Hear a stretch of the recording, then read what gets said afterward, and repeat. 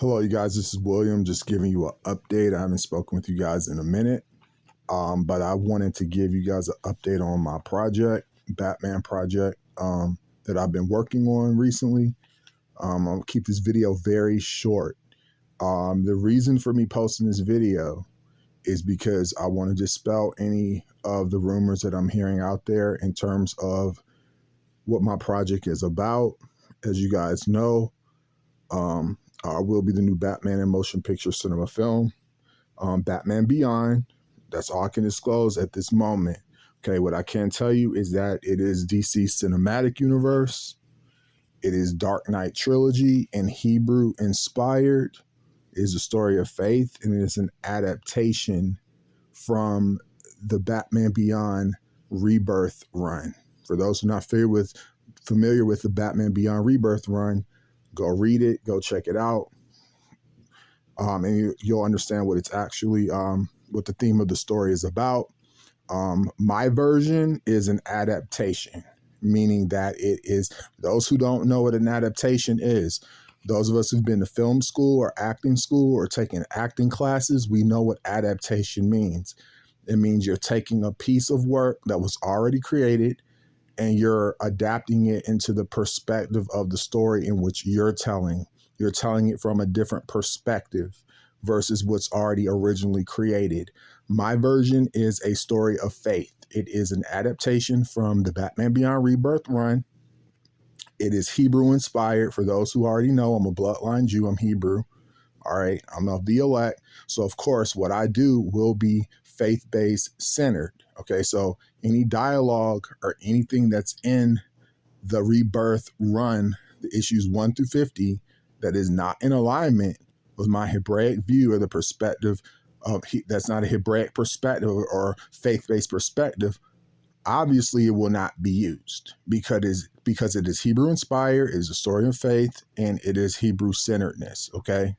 In terms of the perspective of the story I'm telling, and also the trajectory of the line of action that is taking place within the film, as well as the themes, dialogue, so forth and so on, also follows the trajectory of those themes. So if you're not a film school graduate or a film school student, if you're not a professional actor or filmmaker, I can understand how you can make bad judgment calls and assessments from a comic book when the official project is an adaptation.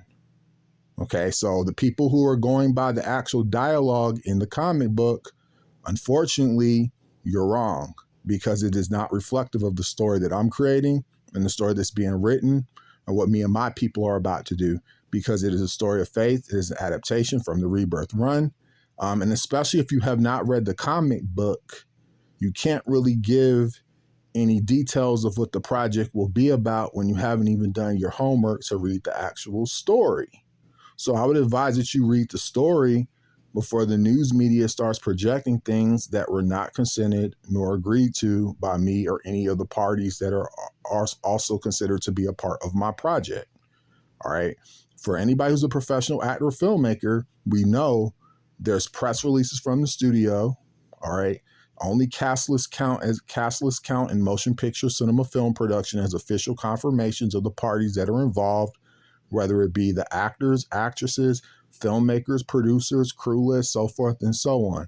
The cinematic standard is 100% applied to the project that I'm creating and the project that I'm starring in. All right, because that's what I was taught in film school. That's what's always going to be applied.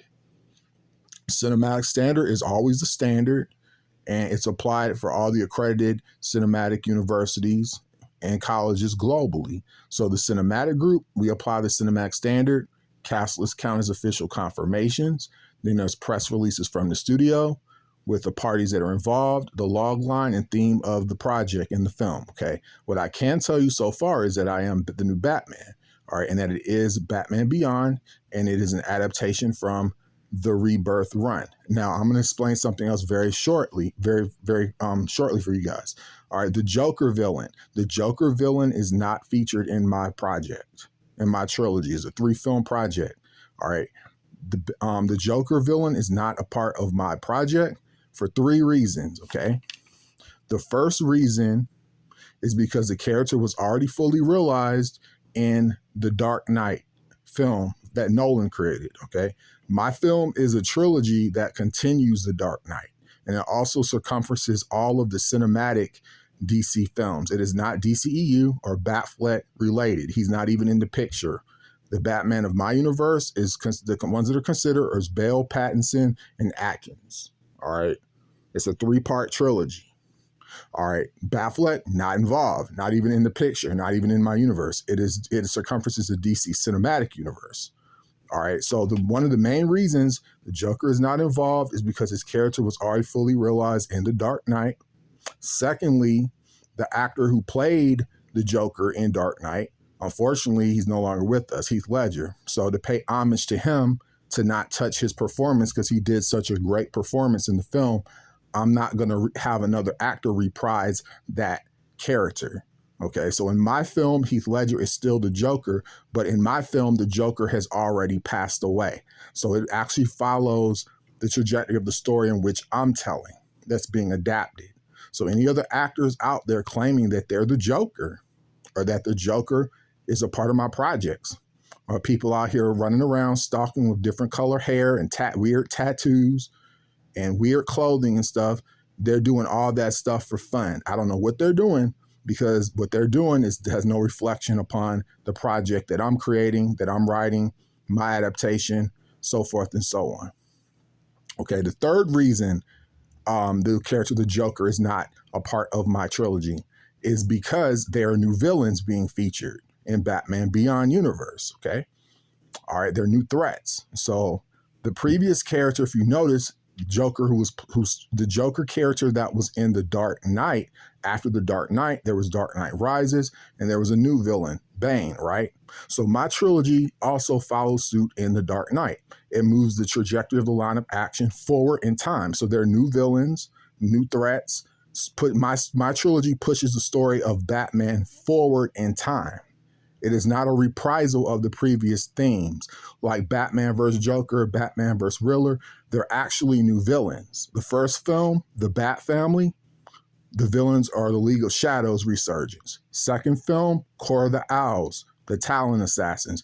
Third film, Batman Beyond villains. I'm not going to go into details about it. I don't want to spoil it, but it is a rogues gallery. I'm following the classic cinema film format, the official classic Batman, but it's a rogues gallery of all of the Batman Beyond villains. Okay, unfortunately, the Joker does not appear. All right, in the Rebirth Run comic book, the issues 25 through 30, for the fans who read the comic book, there is a robotic Joker that reprises. Those particular comic books, the issues 25 through 30, in my adaptation, are being replaced with the villain Hush villain, Hush Beyond story.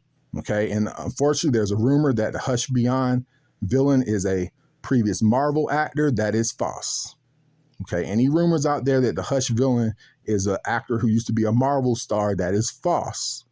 The Joker does not appear, and the Hush villain is not a Marvel actor.